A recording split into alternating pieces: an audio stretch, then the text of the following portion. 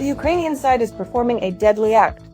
This is another attack on the Zaporozhye NPP. Meanwhile, the armed forces of Ukraine are attempting to break through to the nuclear power plant in the Kursk region, according to military experts. On August 11th, there was significant smoke at the Zaporozhye NPP, and the Russian side reports that the station was attacked by 2 drones, presumably from the city of Nikopol in the Dnipropetrovsk region. The distance from the NPP across the shallow Kakhovka reservoir to the Ukrainian cities of Nikopol and Marhanets is less than 10 kilometers. As a result of the attack, one of the cooling towers was put out of operation. It burned down completely. This facility plays a crucial role in maintaining the thermal balance of the station. A unique situation has developed at the Zaporozhye nuclear power plant because the cooling mode of the station is currently non-standard. The standard cooling system was effectively disabled when the Kakhovka hydroelectric dam was destroyed. The Zaporozhye nuclear power plant has its own small cooling pond which had free communication with the Kakhovka reservoir. Absolutely heroic efforts were made. An operation to save the cooling system of the Zaporozhye nuclear power plant was undertaken. Supply was established through urgently organized drilled artesian wells, and cooling towers were utilized. These cooling towers are not actually part of the Zaporozhye nuclear power plant. It did not have its own cooling towers. These are cooling towers located next to the Zaporozhye thermal power plant. This cooling tower was connected to the cooling pond, linked to the main cooling system of the Zaporozhye nuclear power plant, and used as a heat radiator. If these cooling towers, one or both, are put out of operation, the cooling pond may not be sufficient to fully ensure the cooling of the reactors. The Zaporozhye NPP is under constant attack.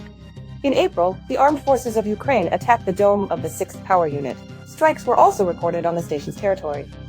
However, the nuclear power plant had not previously sustained such serious damage.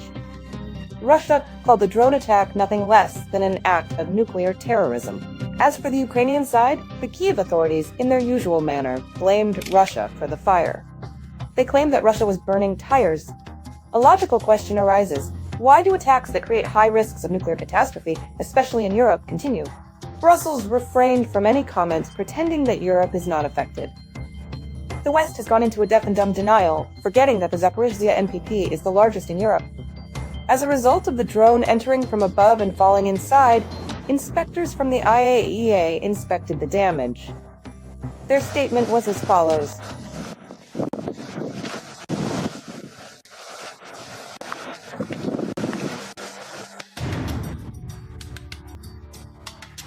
Of course, it wasn't tires. Something burned inside the cooling tower at a height of about 10 meters. But what caused it and how it got there, they couldn't determine. Grossi should be given a statuette with 3 monkeys that hear nothing, see nothing, and say nothing. This is indeed their position. The IAEA's policy is that they don't want to see anything, so they interpret the events at the Kursk and Zaporozhye NPPs very loosely, and what doesn't fit their final report is simply ignored, as they said now.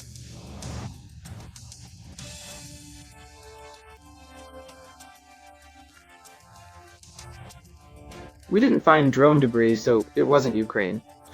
Let me remind you, Zelensky promised that Ukraine would adhere to the first of the 5 principles of nuclear safety, not to attack NPPs. This statement was made in May 2023. However, after the armed forces of Ukraine entered the Kursk region, a new nuclear threat emerged for the Kursk NPP. Ukrainian formations occupied the outskirts of Surzhy, Revutsa, Kurchatov, and the satellite city. And on August 8th, fragments and parts of downed missiles were found on the station's territory. What about the IAEA? Their stance determines their mindset. Unfortunately, this is the current logic of institutions created for control and regulation.